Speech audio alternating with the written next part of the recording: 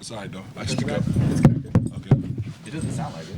That's how good it is. It's like. Oh, it's like quiet. It's like quiet. Nice. You're welcome. Yeah, not gonna ask me that. I'm going there. Jalen, you guys had 35 assists tonight, and you had 8 of them. 7 different guys in double figures. What did you feel out there on the floor in terms of the way the ball was moving and you guys were creating things for each other? Played unselfish, and that's kind of how we want to play.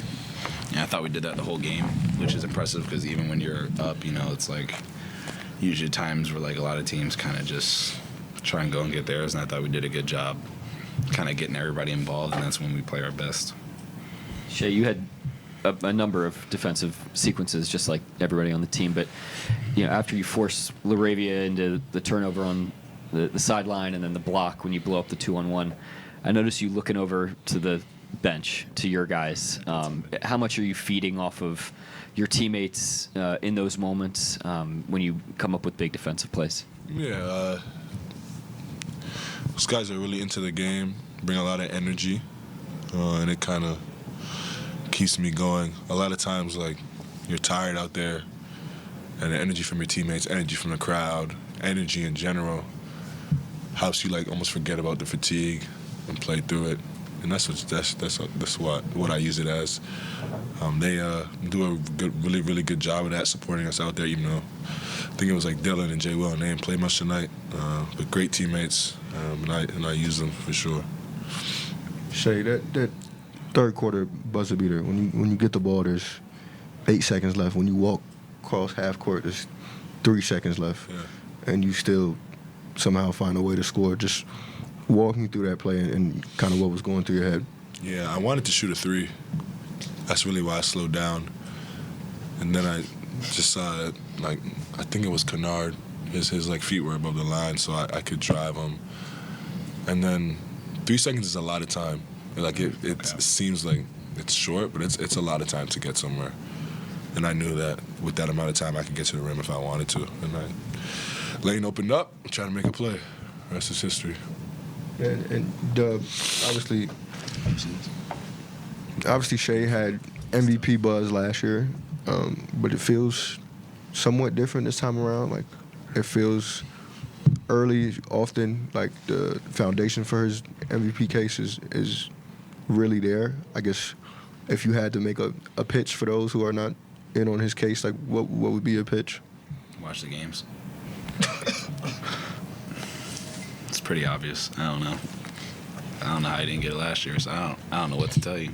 I'm there every day. I see it every day. I'm in the game. Just watch the games, man. Trust your eyes. Thanks, Dub.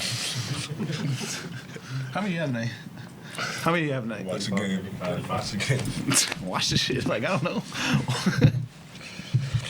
It's a bad man. Shai, you've gotten to play off AJ some, recently. What does he do for your game, playing off of him? AJ does a lot for our team. I'm gonna start with my team and I'll get to myself after. But for the team, he like pushes the pace. He plays so hard on both ends of the floor that he raises the level of our intensity.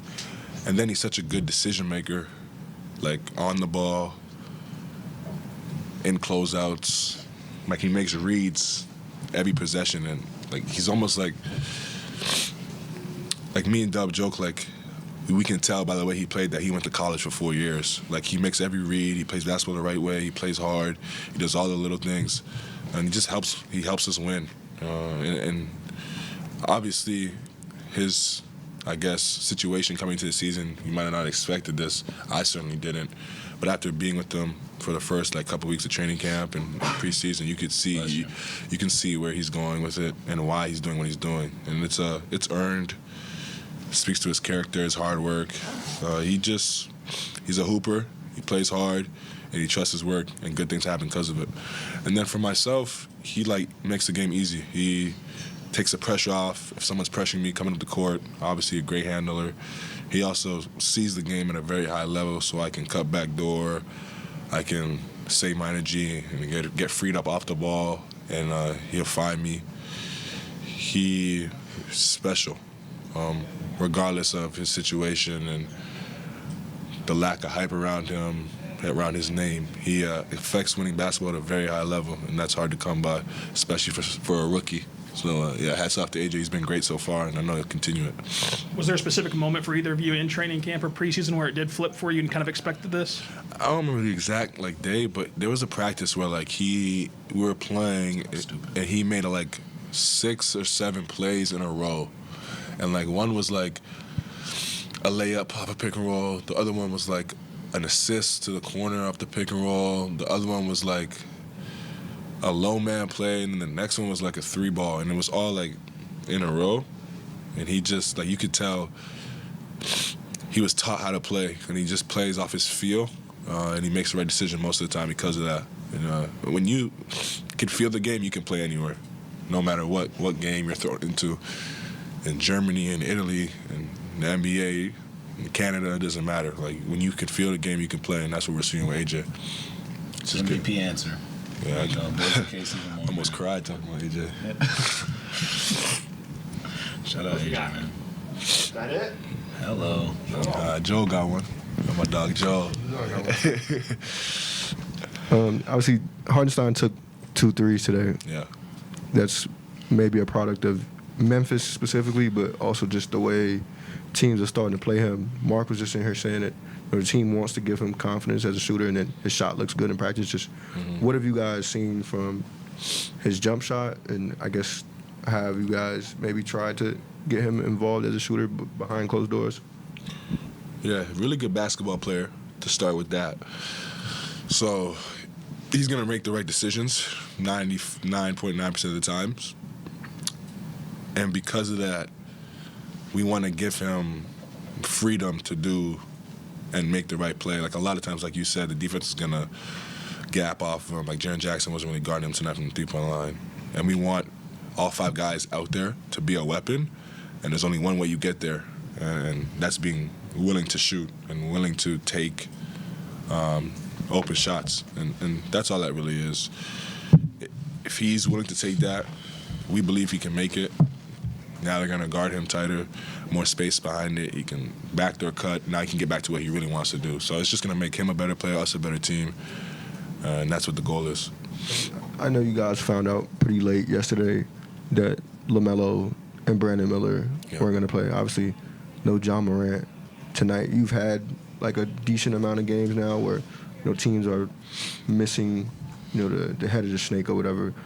I know you guys can't control that, but maybe how frustrating is that, and how difficult then does it become to kind of understand what you really have? Yeah, it's neither frustrating or difficult. It's just something to adjust to. You're in this league to play the best players in the world. You want to play them. You get up to play them. It's fun to play them. It's fun to compete. It's fun to see, how good you really are. And you do that by going against the best. Now, like you said, we can't control that. But obviously, it happens, and all we can do is put our best foot forward, and that's what we try to do. And regardless whether those guys play or not, whoever it is, that's all we can really do at the end of the day. So nothing really changes for us. Now, if you ask me which one I prefer, obviously it's to play teams fully healthy at their full strength so we can see where we are.